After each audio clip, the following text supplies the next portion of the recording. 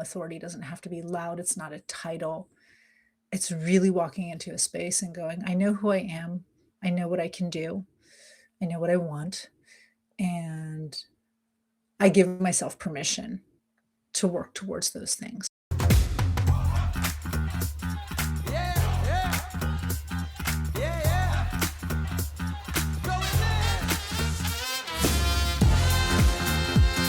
Let's go. Let's go.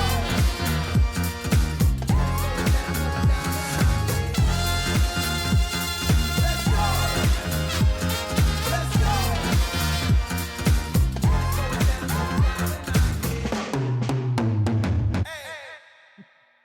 Cool off over there, Mandy. We're back. We're ready. Woo! We're here for another episode. We got Adventures in Business Live. All systems are go. Happy Martin Luther King Day. Mandy, how are we doing? How was your weekend? Oh, Mani.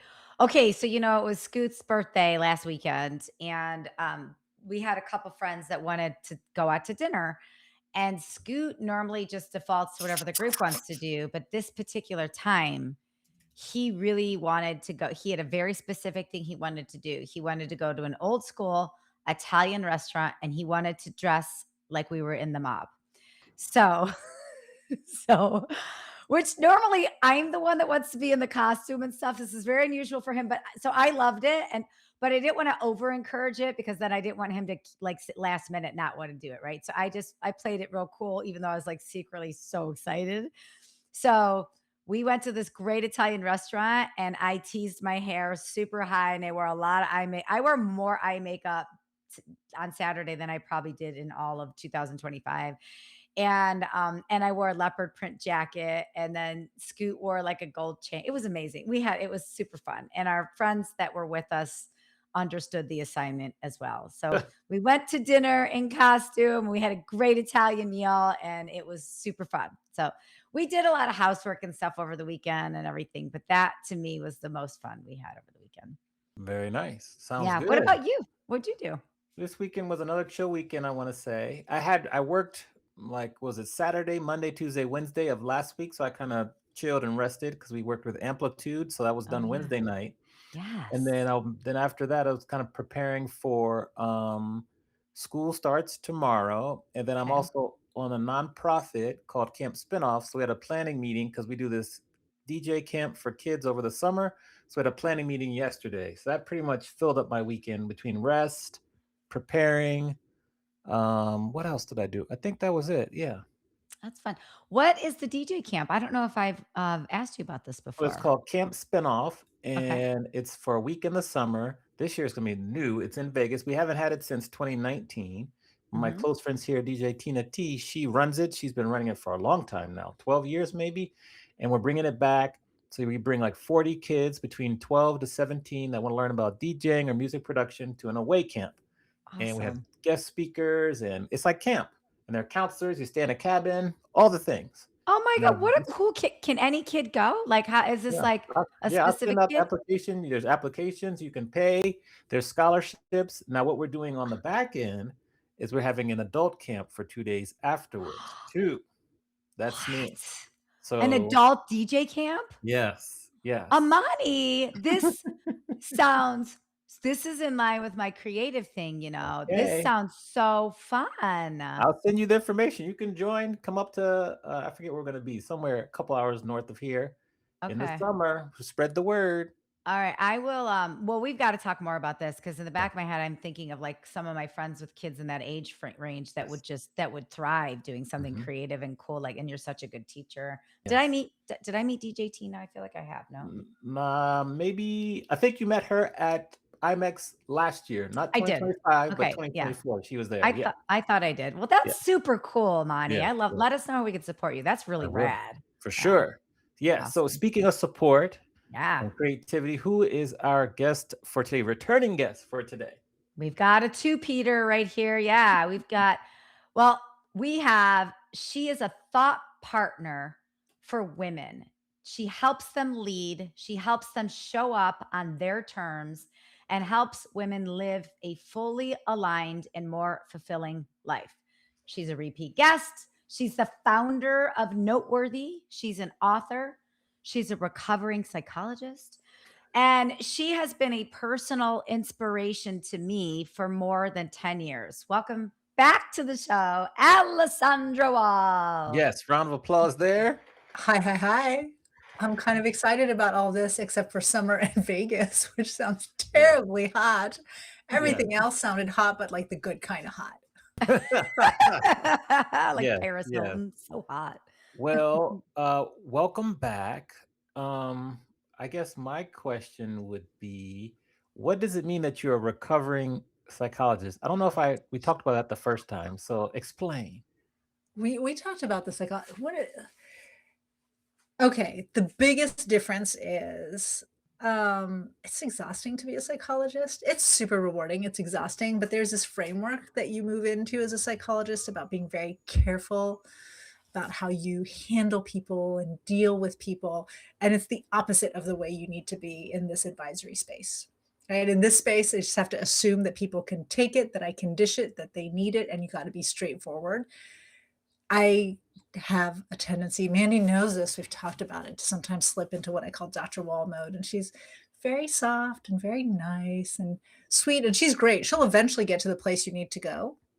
But I love it so much more when I can just show up as Alessandra. And I'm just going to say it like it is. And I'm going to tell you what you need to hear. And I'm going to help you think through the things you need to think through. Okay.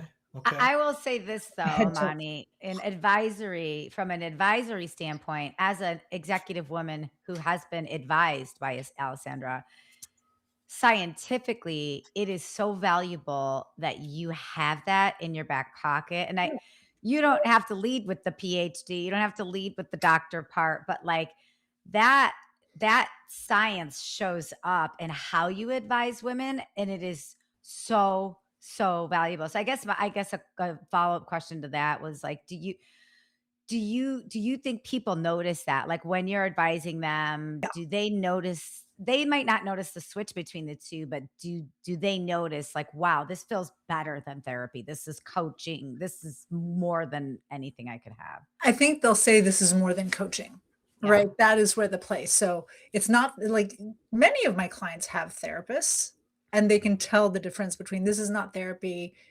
Again, because I am going to hold them to a higher standard. I expect more. I know they can do more. I'm going to push harder. And a lot of my clients will go, but this isn't really coaching in the sense that I'm going to go deeper than simply teaching a skill, or actually, I don't do that work anymore. I don't do the basic skill building. That's why I say, used to reference myself as an executive coach. I'm like, yeah, but not really. My clients keep on saying, but not really. Like you go deeper. So it's the mix. And it isn't a bad thing. It is absolutely valuable. Actually, today on LinkedIn, I posted something that comes from my psychology years, from being a child psychologist, which was like the first version of Mhm. my career, completely tied to leadership. But the insight comes from working with parents who were at their wits' ends with their kids and like, a kid doesn't listen to me. I can't be yelling at them all the time. For those of us who grew up in families with corporal punishment, there is that point where your parent goes to like slap you or grab you and you grab back and all that authority suddenly disappears. And then you realize that when they told you you couldn't go out to do things or they were going to like lock you out, they're not going to do that. They're not a good parent. They're not actually going to do those things. And all of that comes from starting off as a child psychologist. Mhm. Mm. So I do have to tell you, thank you. When I wrote my book and released the second book, you sent me a couple notes of just like congratulations and everything. And so I just want to say thank you because not many people did that. So I appreciate that. Really? Um, yeah, it wasn't expected, but I remember that you sent me a couple notes, so I really appreciate that. And I'm curious for you with your clients, I want to ask about like how do you keep and help them stay motivated after, say, for example, for me, like you have such a big year. So you have these highest of highs, and you might have some lows, but what do you do to help them kind of continue to move forward and continue to excel after they've had like a really big year? Some of it's selection bias, I'll be really honest, because at this point, and you would fall within that, Amani. So I don't want you to think you're outside of that, but I work with people who are driven by the desire to make an impact, and that can be in a thousand different ways. So maybe you spend Mandy and I have a friend in common, Danielle Baldwin, who just wrote a book. And last year, Danielle was MIA. Like we Mm, just didn't see her.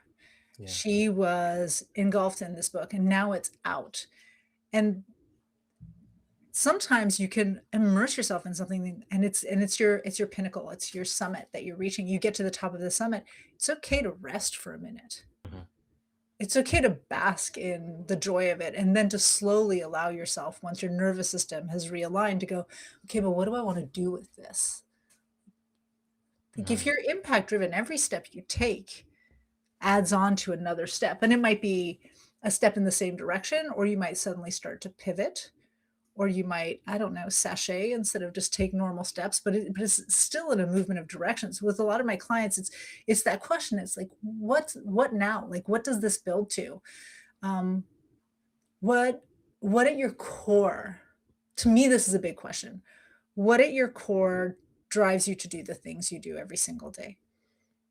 And when we as people and as leaders, leading in our lives or leading in businesses, whatever it is, get that, then we can start mapping, like, what does it look like to actually not just have those as really nice words that make us sound great on our websites and bios, but directions and a map towards the things we want to unlock for the world. So I'm curious actually about you. Like you brought up this. Why did you bring up the question? Are you I was struggling asking with for a it? friend. No, just kidding. It was for me. Yes. So every week this is an Amani coaching session. What? Yeah, I mean, I love if He's you got it. got his the journal. He's experts got his here, journal out. Yeah, if yeah, you got the yeah, experts here, why not ask? yeah. No, because Absolutely. that was such a big, big accomplishment. And I did, and then I went on the book tour over the summer. So I really kind of got burned out or whatever, but in a good, not in a good way. But so now I'm like, okay, it's a new year. There's no book released this year. Focus on growing my coaching program. So what can I do to maintain a level of, I don't want to say intensity, but just continue to like move forward and do well, and not really still ride the coattails of the success of last year. That's basically my reasoning. Well, do I have permission to coach you? You absolutely do. Okay.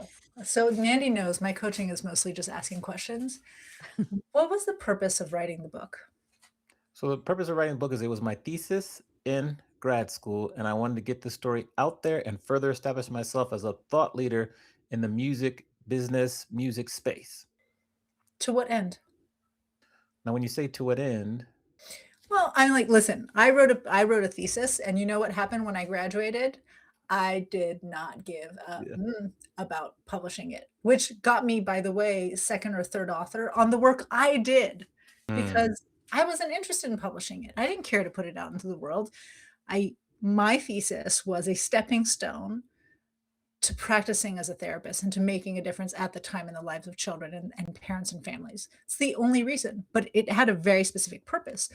You wanted to broaden your thought leadership and your visibility in the space so that dot dot dot fill in the blank, so that what? oh, so that I can get a better and a more prominent professor position. I can acquire more music coaching clients and just become even more sought after for interviews and expertise in the space. Okay, to bear with me. This is going to Mhm. be frustrating. To what end? Why do you want to teach people? Why do you want to work with more clients on music coaching? Why do you want people to recognize your expertise? What do you want to do with all of that? What do you want to change in the world with all of that? Well, I would love, why I teach, why I like teaching people, why I work with my music clients, is I would love to close the knowledge gap between the musicians out there and the actual music business, because there's a huge gap. And so I want to do my part to close the gap person by person. And what will happen when that gap is closed? They will earn more money. They will keep their IP. They will have less disputes. They will be able to create a legacy for their families and generations to come. Okay. And if that's true, then what's that going to change in the world? I think more creatives will have more hope. They will be able to have more comfort in terms of going and pursuing their music, because a lot of people look at the music industry and they're very wary. But if I give them a roadmap to say this is how you can protect yourself and earn money and still complete ownership of your work, then they would be less wary and they'd go for it. Do you think that if talented people don't go into music or into show business and in this, I'm going to expand it a little bit,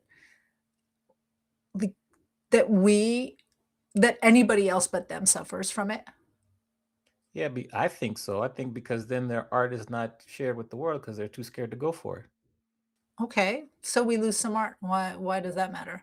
We need all the art, especially in this day and time. We need as much art as possible. Aw. Okay, I don't often ask why it is not, but I'm gonna why? Why? I wanna if we're in a room, I wanna go, come on, Amani, you're staying surface. You know you're staying surface and giving these answers. Why does it matter? Why do we need to hear the artist? Why do they need to feel empowered to share it out? What's going to happen if we don't get that art? You're going to have us all listening to AI music with no soul and no feel. So That's a problem. We need music with feeling and soul. why? What does it do for us as humans? Come on, It I is know you have a thesis around this. it inspires us, it motivates us. It just strikes people down to their core and creates memories and experiences. So that's the thing. Like when you're thinking about why you want to get motivated, it's not around building your coaching business or getting a better teaching gig or building visibility. Right? What I'm hearing, if we weren't on a show where I can't like spend the whole hour just poking and poking. I'm so sorry, man. I'm gonna I cut. love this. Just so you know, if you're working with me, I would totally let you stew in this for a long time. Mandy knows. You'd be like, I hate you so much, Alessandra. And I know that I've done my job well. But correct me if I'm wrong. What I'm hearing you say is there are a lot of people who have something to put out into the world that can inspire and motivate and keep people hopeful and moving. And some of those people will never bring that inspiration to a wider audience because everything just feels too difficult, too convoluted, or they move into that space and they produce, but they get nothing in return other than the pleasure of creating their own art. And so they're like, fuck it, I'm out. God, I hope I can cuss. Earmuffs. Go Yes, ahead, you go ahead. can. I love it. Right. And this is a big motivation for me with leadership. Like a lot of really great leaders, especially women in leadership, they work their asses off to get all the way to the top and they get there. And what they thought they could achieve, the impact more than anything else, the change they thought that they could make into the world, it's still not within their grasp. They're like, fuck it, I'm out. And a lot of the work I want to do is to make sure that that doesn't happen. So I'm hearing you and I'm like, listen, my goal is not just to make it easier for people to break into this business and make it easier for people to break into this business because they're going to inspire. And you said, listen, especially now, I'm with you on the especially now. I really am. We need people who are going to galvanize us, who are going to bring us together around beauty, around common interests, even if we come from different spaces, around a shared positive physical experience, whether it's the lyrics of a song or the melody of a tune or the vibration that you feel in your body when you're around the right kind of beat, right? And all those things. So my question, if that is your ultimate goal, first of all, is that your ultimate goal? Like I'm getting excited talking about it because it speaks to me, but I don't know if it's your thing. That's you're on the right path. I would say yes. Part of it is keeping that in mind because I don't know about you, but I'm always trying to build my business. But if the only thing that I'm thinking about in motivating me to build my business is how do I get my numbers up? What is my revenue goals? How many people are coming in? What's the lead list looking like? It feels like a hustle. And it can be really depressing depending on the time of the year or really exciting and exhausting. But from I know that every day I get up, as cheesy as it might sound, ultimately, because I want to connect with people, leaders who are going to change the world. And I want to support them in doing that. I don't want them to lose steam. I don't want them to leave. I want them to make decisions that are good for them, good for their businesses, good for the community, good for the world. That's the thing that motivates me to go, okay, well, what do I need to do to make that happen? What's the goal for this month, this moment, this year? How am I going to do this thing that I really don't want to do that I think is so boring? As I motivate myself by connecting it to the larger goal. Well, hey, this is the step that I need to get to this other place that's going to get me there. So let's say you could achieve one thing this year Mhm. where you're like, okay, I did this thing. It's awesome. And it totally ties into making sure that more talented artists get the visibility they need because that's better for us. It's not just for them. And it's not just for my bank account and my coaching. It's like for us as a what would the goal be? What's the one thing that you're like, oh, if I could just do this? Hmm. Initially, what comes to my mind is to turn my book into a trivia game.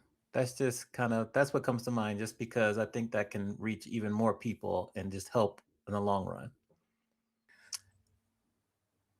I'm trying to think of what would be like more business focused, but that's what's coming to mind now. It doesn't need to Amani, be business focused. I'm sorry, Mandy. I just well, want to say it doesn't need to be yeah, business focused because what you're saying is I created visibility and some amplitude, right, with writing the book. And I did the Right. book tour and it's great. I put like but that I mean, unless you continue to build that visibility, the book is just going to be another book on somebody's shelf in the Right. background and the idea, the inspiration, the impact, it's gone. What's up, everybody? I want to tell you and encourage you to purchase my book, my award winning USA Today best-selling book, The Quiet Storm, a historical and cultural analysis of the power, passion, and pain of R&B groups. If you want to get one copy, you can go to Amazon, look up The Quiet Storm book, Amani, find it there. If you want to order multiple copies, then go to thequietstormbook.com, fill out the form, order the books. I'll send them to you. I love to share with you my love of R&B groups, the history from the 1950s to the mid 2000s, what happened to all the R&B groups, and what's going to happen next. Buy your book now. Thank you very much. See you soon. and Amani, this is the third time in the last hour and 40 minutes you and I have been together that you have Yeah. talked about this trivia game. Yes. So this might be more important than you even know too, right? I don't know. I'm making a observation of like what I've heard you say, trivia, trivia, trivia, which I'd play your trivia game. So it's fun. Okay. I mean, for the listeners listening, I always like coming back. I think they have a podcast, which we haven't launched, but lots of recorded episodes. And I'm always bringing it back to, hey, because here's for you who are listening. The thing is, you did what all of us do. It's the beginning of the year. What are my revenue goals? What are my business goals? What I need to do, right? My SWOT, all of those things. But like what you forgot is why you're doing it, what you're doing.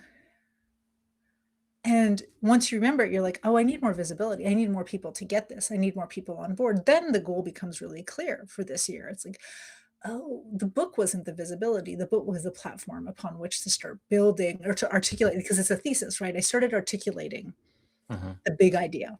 And the book was one dissemination of that big idea. And then the book tour was another dissemination of that big idea. But I'm not done sharing that Right. idea because everybody doesn't get it or all the right people don't get it. So, what becomes the motivation for this year?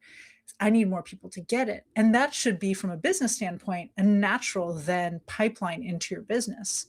Because the more people understand what it is you do, why you do it, and who it's for, not because you have a sales script or an email like a funnel, but because you are sharing your truth and the impact that that truth makes. Well, the more the right people are going to come to you for help, the more your thought process becomes clear. So, as a professor and as you position yourself into the university system, people are like, well, we want him because he's got something of value to say and he stands by it and he articulates it in such a compelling and clear way for everyone. Like everything derives from that. I want to build on this because you just said something that reminds me of something else you talk about, and that's authority. So when you're working with people, when you're working with executives, you're working with women, whoever it is you're working with the money, whoever it is you're working with, two-part question. How do you help someone build their authority? And then the second part of this is how do you help someone restore their authority? Because it happens, right? We build ourselves up, we get bored, we get burnt out, or we just mentally quit. So, like, how do you help someone build their authority? How do you help someone restore their authority? The answer is probably the same for both. And Mm. honestly, for me, it all starts with this. I could teach anybody 10 different things you can do to walk into a room and have more executive presence. Actually, I wouldn't teach it to you. I'd send you to read Vanessa Van Edwards' book Cues, and there I she's got have it. she's got Oh, 99 awesome cues love for, her. right? Excellent book. Excellent resource. We can, if you want to share it, you should totally share it. It's amazing. I can teach somebody that. I can teach them how to speak with conviction, how to slow down the pace of their speech, how to do the things, how to write. None of that matters if at your core you're not clear about what it is you bring to the room, the world, the conversation, why you want to bring it there, and why anybody else would give a damn. So if I'm going to help somebody build their authority, first of all, I won't work with anybody. There are plenty of people who want to build a kind of authority that I'm not interested in helping them develop. But my question becomes the same questions I asked Amani. I'm like, to what end? Why? What matters? Where, when you have this authority, however you, what is it that you're going to be able to build or do differently? Because when you can tap into that, when I understand it, first of all, I'm going to use all the psychology skills I have because I'm going to know how to influence you. And I'm going to also know how to push you into places that make you really uncomfortable. Behaving and showing up in different ways, owning what you have to say, knowing, recognizing when your authority is starting to look a little bit like fear mongering. So Mhm. versus actually just like owning who you are and walking into a room and being very calm. Authority doesn't have to be loud. It's not a title. It's really walking into a space and going, I know who I am. I know what I can do. I know what I want. And I give myself permission to work towards those things. So when we're working with somebody, I have a new client who's going to come on and she gets to lead this really important project. She does not look like a leader. She does not sound like a leader. It does not matter if she is the topmost expert in her field. She's not going to be able to get these very disparate teams to listen to her and do the things they don't want to do and collaborate. So for her, I'm not going to just teach her the tricks of authority. I need to teach her why it matters. I need to understand why getting this project to the finish line is really important and center her in that. And then I can poke at her at all the time she's eroding her language, at all the time she shows up on Zoom and looks like she just rolled in, which those things matter because we're visual animals. So how we look, how we sound, all like the brain processes that. But I don't want her to pretend anything. I need her to feel it. It's like Mhm. Amani's music, right? I need them to feel why it matters. I need them to feel that confidence.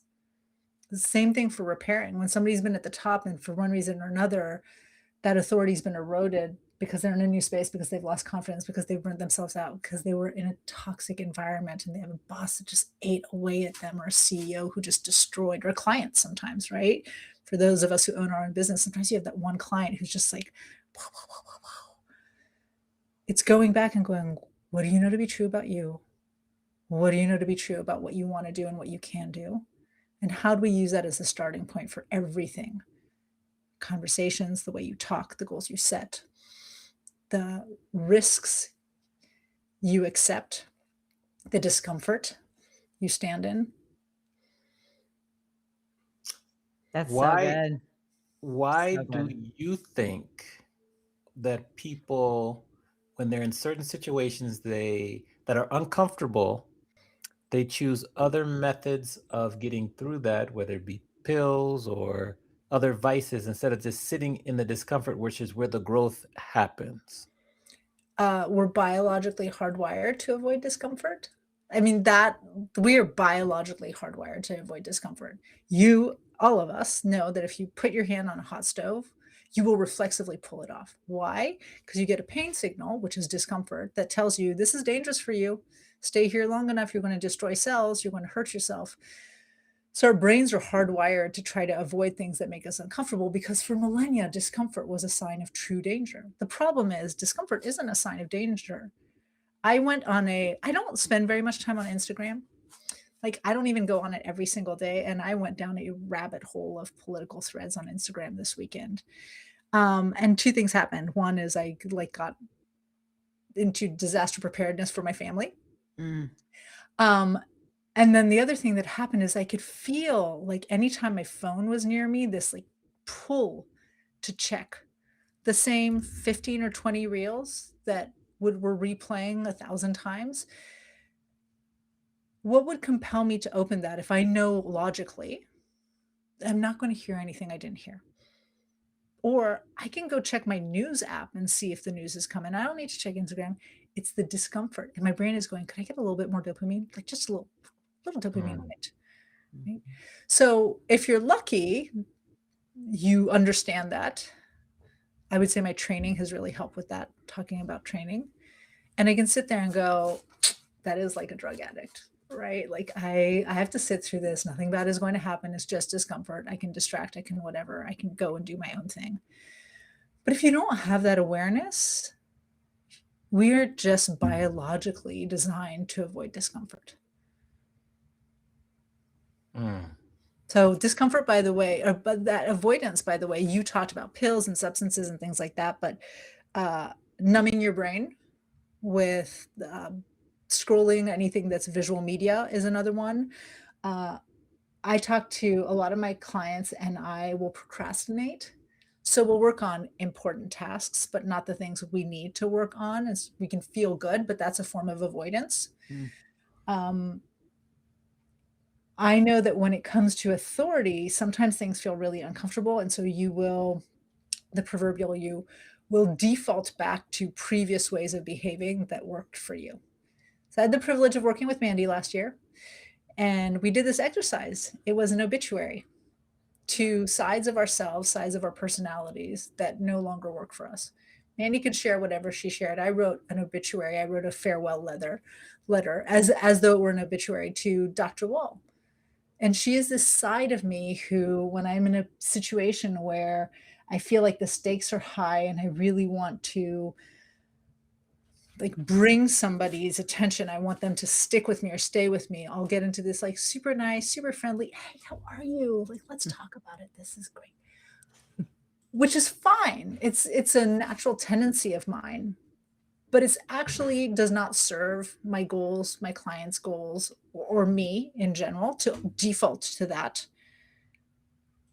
But I do it because I'm in this situation where I'm like, maybe I'm a little scared or I'm a little lack confidence. And so it might not be a screen, it might not be substances, it might not be some candy or some Cheetos, but I'm going to turn towards a behavior that I know I can get into and get warmth from people, and my discomfort goes away immediately because they'll love me. But loving me is maybe not what I need from them at that time. Mm. Mm. So shout out Gary Ware. He says you are amazing, Alessandra.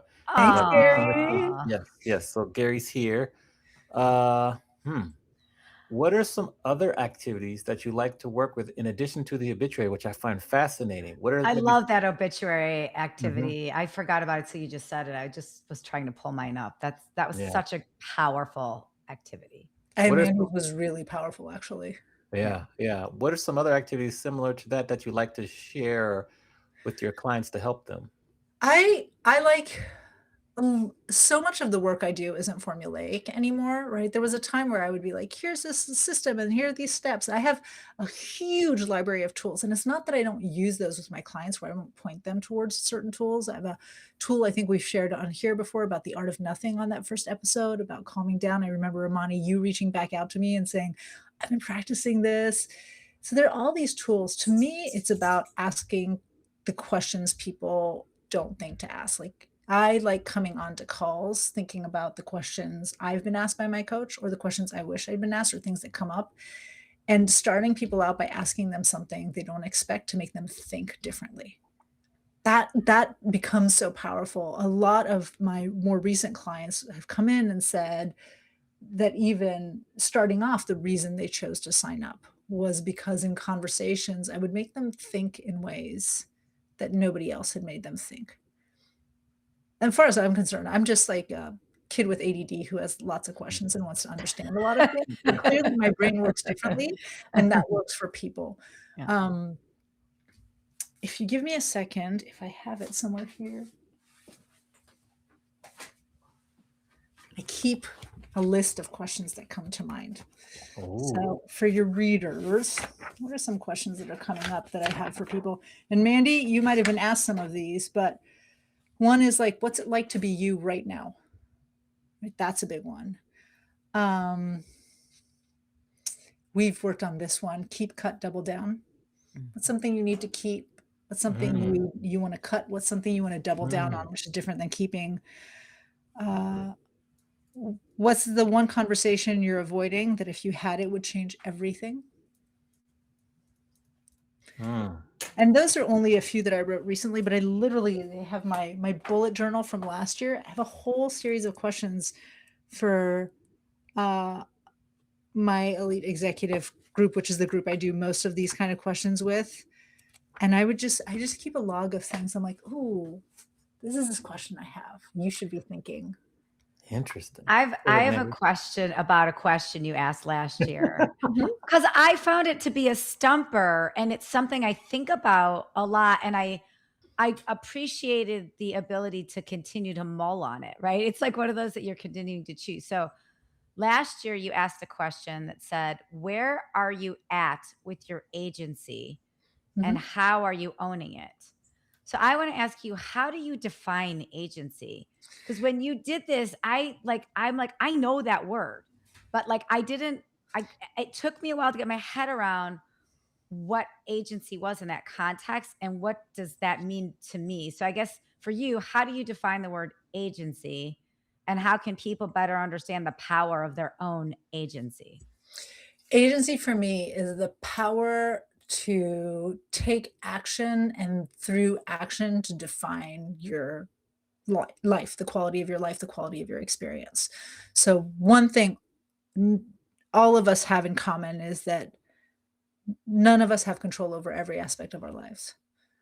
I mean, we're all born in different families. We have different assets and liabilities that come from how we were born, where we were born, what's happening. Their economic forces, their political forces. Uh, Mandy and I are perimenopausal women, and San Diego's trying to make us believe that it's summer, so like we can't control how hot or how cold we are, but we have a lot of control over the decisions we make and the actions we take. And what I find, and it might tie back to what Amani was talking about earlier, there are a lot of people who abdicate agency. They basically give up the power to take action to make their lives differently. There's so many people out there who collect insight. They love consuming information and they do nothing with the Mm. insights that they derive from consuming that information.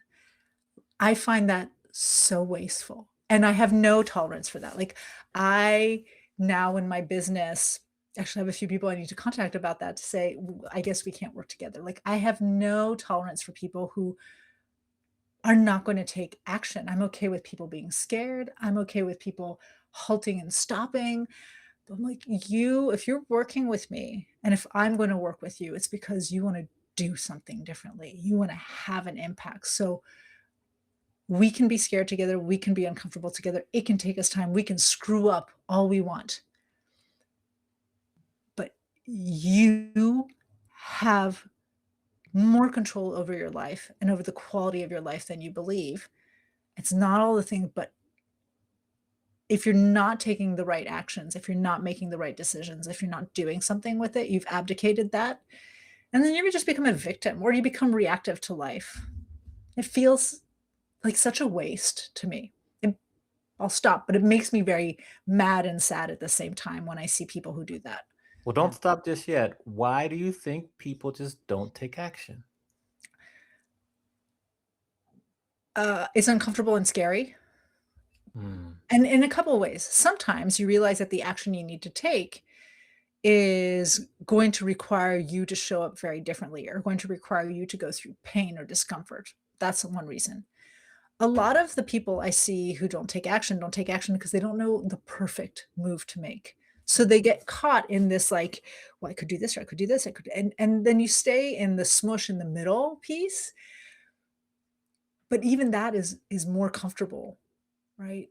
than anything else. I think being in limbo is the worst thing in the world, but a lot of people will choose to stay in limbo because they have this false idea that there is a perfect option and that if they don't take the perfect option, everything's going to blow up. But what will happen in most cases, if you don't take the perfect option, is that you will face a situation that allows you a number of different decision points. When I was a psychologist, and I talk about this concept because I've talked about it since, I mean, I went into therapy, especially with kids, because I wanted to show kids how, despite living in families where technically they didn't have authority, whatever, they still had agency and give it back to them. I used to say back in the day, the only time you don't have agency is when somebody has a gun up against your head. And then I'm like, no, that's not true. I've had a gun held up against my head, literally. And I had choices. I didn't like the choices. I had the choice to comply. I had the choice to fight. Those are my two choices. I chose to comply. But I did have a choice. I just didn't like the choices. So for me, we have choices like that every single day. We have people who are in meetings who hear maybe the CEO of their company just like choose somebody out. And they go, well, I can't because I'm like, you do. You have a choice in that moment. And you're going to make that choice. And maybe the choice is to intervene in the meeting. Maybe the choice is to go talk to somebody later. Maybe the choice is to speak with the CEO privately. Whatever it is, there are 1,000 choices. Do you want to be a bystander to your life, or do you want to direct it? I want to work with people who want to direct it, even if they don't know how to do it now. If they're coming to me, it's because they want to direct it. What's up, everybody? It's Amani coming to you. I want to share with you information about my new group coaching program. If you are a 9-to-5 creative, meaning you work a 9 to 5, but you also have some artwork that you want to monetize and get out there, you could be a musician, an author, a painter, whatever. You're a 9-to-5 creative and you want to monetize your artwork, come and talk to me. You can go to amaniexperience.com/call, fill out the form. I'd love to talk to you about some in-person or virtual group coaching. Thank you very much. I'll see you all soon. So, Sorry. Let me hear your don't transition apologize. to this, Amani. Like Speaking of your questions, I believe you have some interesting questions for us because this is your second time here, so you know the game about flipping the script. So, what are the questions you have for us, Mandi and myself today? Nothing is off limits. What is said question, and who do you want to ask that question to first? How many questions do I get? one each. One each. Yeah.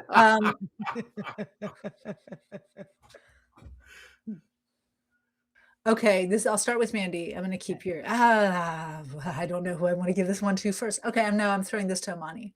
Okay. Amani, what Yeah. is, based on all the conversations we had today, what is the one thing that you're telling yourself you're going to do that you're actually not going to do at the end of this year, and you're going to be really disappointed about it? You can look at that bingo card of yours. It's probably on there somewhere. Mandi, you want to explain to the listeners what the bingo card Yes, is? while Amani looks at his bingo card, Amani and I made bingo cards for our year, and we were telling Alessandra about this in the green room before the show started. And we did a mini episode about our bingo cards, and it's stuff we want to accomplish. Whether mine's the first 6 months, Amani's is for the whole year. And so we had a bingo card chat before we started the show.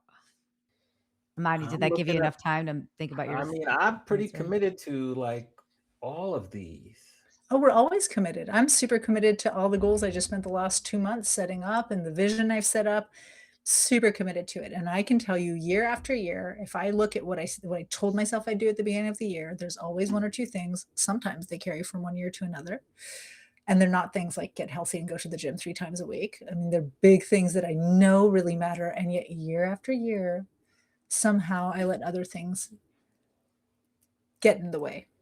The only one that might get pushed off is create a new class, like college class based on my book.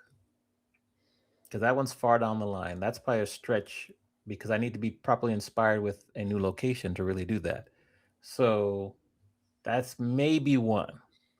Okay. You can keep this question in mind as a general question. What's the one thing I'm telling myself I really want to get done that I actually know I won't get done? And I'll be really disappointed. Because if you have that in mind, then now you have insight and you have a choice. to suddenly move priorities, to set up things, to get the right people or the right things so that you move towards it, or to just say, screw it. I know I say I want this. I don't really want it. It's not going to happen. What if I freed the mental space and removed this goal altogether? Because it's Hmm. just not going to happen. Yeah, and then you just don't feel bad about not getting it done too.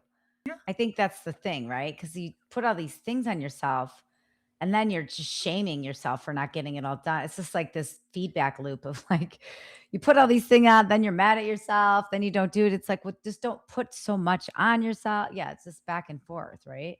Mhm. Yeah. All right. Mandy, I'm torn. There's a question I mentioned at the beginning that I was like, oh, I'm curious about this. I want to know, which ties to your bingo. But actually, since we did mention the obituary, I know you can't find it. I can't I believe just you pulled can't it. remember. I found it. I found it. I'm really curious that Mandy, where does she still show up? Ooh, hold on. Let me just look at the obituary really quick. I'm gonna While Mandy um looks at that, the reason I'm asking her this is because I might have written an obituary to Dr. Wall. I literally sent it out as an email, as a newsletter, and people are like, I thought that you had died. Yeah.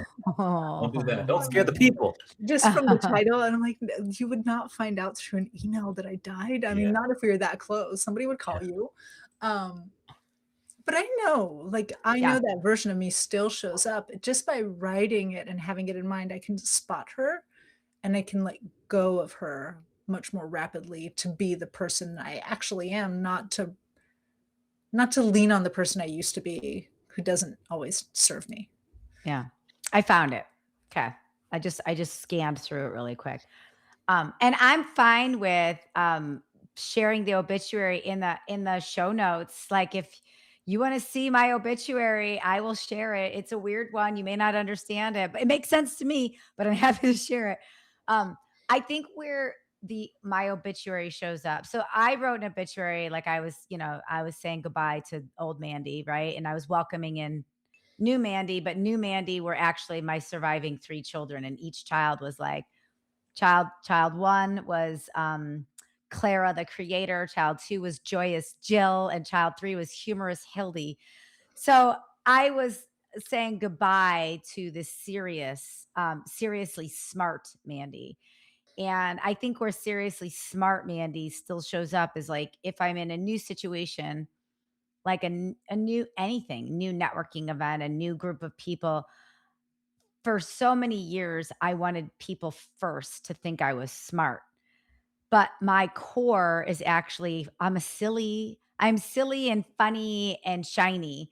That's where I'm more comfortable being, but somewhere along the line I was taught that being silly and shiny is not serious enough. Like people won't take you seriously if you're like that. So I put that Mandy to bed for a while, and seriously smart Mandy came to the party, and she's still like, I think I've done a pretty decent job 72% of the time leading with the humor and the shine and the joy, which is where I'm most comfortable. But seriously smart Mandy shows up in new situations, whether it's a personal situation or a professional situation. It definitely shows up in new situations with like new clients. But I always know, like, as soon as I hang up a call, and it's with the new client. If funny, like the real Mandy doesn't come out, like funny, authentic, like weird, dropping my pen, like my hair in my mouth, something on my teeth. If that Mandy isn't there, 9 times out of 10, I don't get the business. Yeah. When it's like seriously smart Mandy, like I got it all together, seriously smart Mandy, like she's not authentic. People can feel that, you know? So it's yeah, I think it shows up more in new situations than other situations. Yeah, like Better today than I was last year when I wrote the obituary, I'll say that.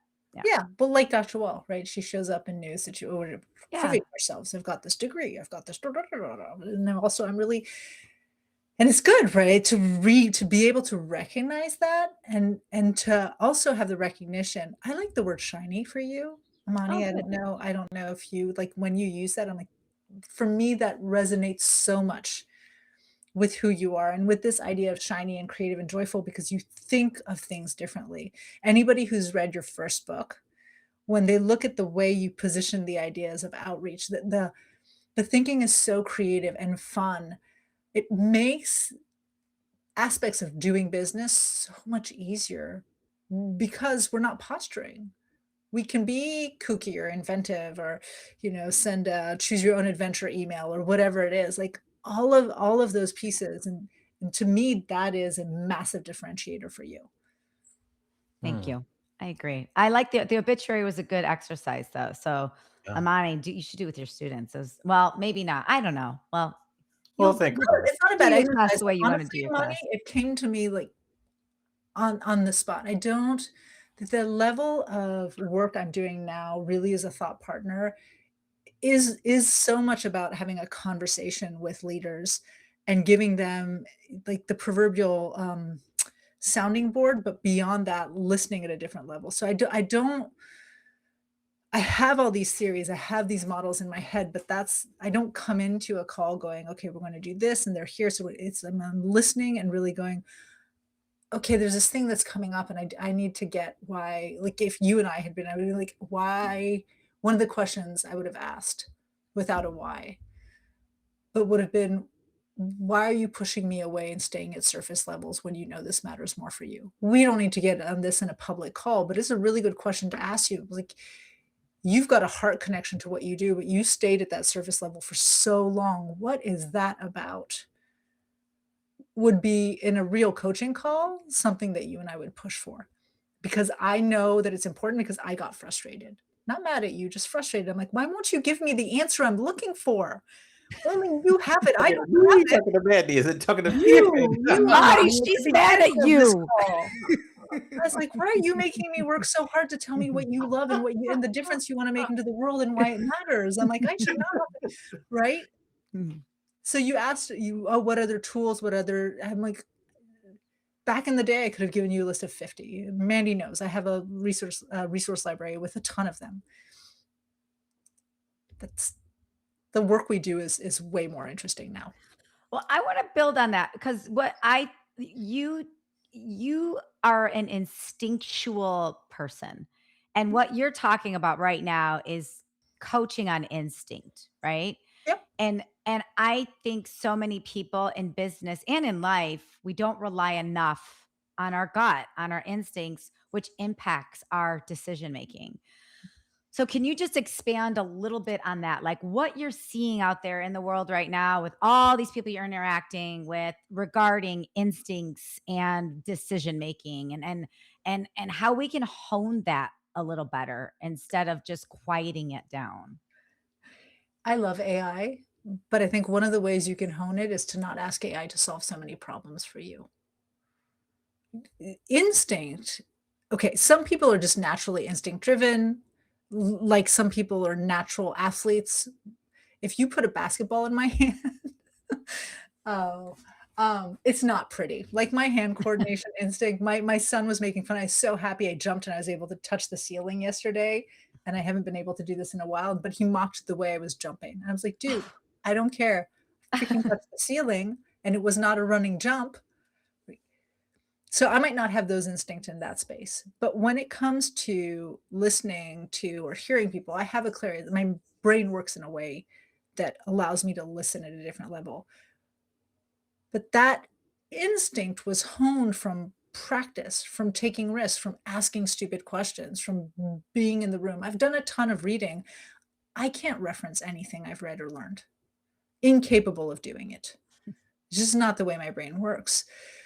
I love AI, as I said, but I see where there is a risk of any of us as leaders, as business people, as parents, as individuals, as friends, as lovers, of losing our instinct is when we leave the thinking to AI to do for us. When we speak into our AI and say, "Can you tell me what themes you've uncovered and what are the things I'm not talking about that I should be talking about?" And AI won't just give you a question to help you figure that out on your own, to flex the muscle so that you learn how to do this. It's going to spit something out that might or might not be right, that usually is generic, and that I have a love for chat. My chat knows me better than any other AI, but that is designed to sycophantically please me. So the practice comes from being willing to make mistakes and going through the discomfort of not having all the answers and trying anyhow and not feeling like you have to come in knowing everything and being perfect at everything. That's hard. For the listener, I'm so sorry that it's not a simple or easy, here's the 3-step recipe to this. There is none. Mhm. Interesting. So to close out the show, I would like to get my Jay Shetty on and ask you 2 questions that he always asks many of his guests. I'm giving him credit in front because I love the questions. Are you ready? I am. I wish I paid attention to Jay Shetty so I could Okay. This is anticipate. easy. This is easy questions. So the first question that he always asks at the end of the show is, what is the best advice you've received or heard?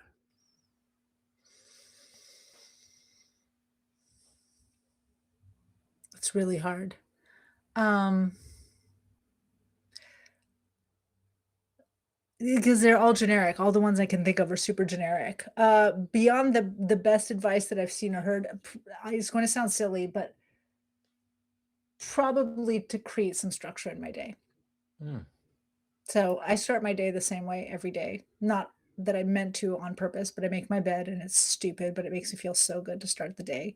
And when I start my day with meditation, everything goes better. When I maintain that structure in my day, everything about my day goes better. And on the many days, I'm outing myself, where I run into work or I allow other things to pull me aside and I don't leave that time, I'm fine, I'm productive, but my energy, my mindset, everything throws off. And it's not just that I need to meditate, it's I need to create the structure in my day and build myself into that structure. Got it. What's the worst advice you've ever been given or heard? Um, any advice around 2 things. Any advice around you can do anything you want. That's not true. Or around pursuing your passion and making it a job. You can't do Well, anything you want. If I wanted to become a concert pianist or violinist, not happening. Can't become a Cirque du Soleil acrobat right now. But I can understand why those things speak to me and I can build them in different ways. And some of us are lucky enough to find passions that can translate into jobs and to not lose our love for the things we're doing by mm, building them into careers. But there are a lot of passions you have that if you start making a job, you will hate, or that don't ooh, translate into amen. something that you can do for a job and pay the bills with. Amen.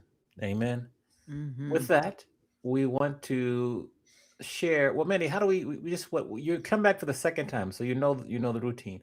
Is there Yeah. anything new that we can support you with or help promote you or just kind of continue to spread your word to our platform? How can we lift you up? Help Hey, you? You've yeah, given us well, an hour. one, Mandy knows this. I'm always looking for a great speaking event. So if you have an event coming up and you want somebody to come and speak and you want to know what things I talk about, I will say with humility and truth, I'm a great speaker. Um, and I love it. Oh my goodness, I love it. I love interacting. So that would be one thing. And the other thing is, and if you know of leaders out there who are really impact driven, who are looking not for remedial coaching, not for a boring, like just like executive tips and strategies, but really looking for a thought partner, we might not be a good fit to work together, but I love a good conversation. And I'm happy to push your buttons like I pushed Amani's or ask questions like I asked Mandy, even if it's just over coffee or a glass of wine or a walk I love it. Or all three. or Yeah. all three at the same time. We've done Amen. that. Well, thank you again for round two. I can say there will probably be a round three, but we just appreciate you being with us. I can't wait to meet you in the flesh person one day soon. Yeah. And just thanks for being just really just filling up an hour. It flew by. So thank you so much for this the captivating conversation. Thanks for having me. I love great conversation, and that's definitely what this was. So Yeah. thanks. Thanks Okay, for we're gonna being here. put you back in the green room. Round of applause here for Dr. Alessandra Wall. Here we go. Feel the dopamine levels go up with the sound of the applause. It's like a All right, Mandy, we are done with that episode. Who do we have to look forward to next week? Monty. I can see smoke oozing out of your orifices right now. You have so much to think about. I Yes, love it. yes, me too. That's what she does. She's a Yes. wizard. Mhm. Like, you will be chewing and mulling on this, and you'll journal about it, and magic is gonna happen. Yes, Just things yes, you haven't even thought about are gonna come out. It's amazing. Okay, yes. Keep, next cut, week. and double down, but go ahead. Well, what did you write down? Keep, cut, double down. Yeah, that's good. That's good. Okay, Jonathan Martin is going to be here Mm, next week. He's a president of Showtech, one of our sponsors. So interesting to talk about production and leadership in production. It's a very hot topic in the meetings industry, but also we're so visual. Anytime you go to a meeting, anytime you go to anything, like, how is this production world keeping our eyes captive and keeping us engaged on the content and the information? So, Jonathan Martin will be here next week. all right. Thanks Mhm. again to our guest today, Alessandra Wall. Remember to subscribe to our channel on YouTube, leave a rating or review, and share it with a friend. And with that, we will see everyone next week, 1 p.m. on the West Coast, 4 p.m. on the East Coast, for another episode and live edition of Adventures in Business Live. Bye, Bye, everyone. everybody.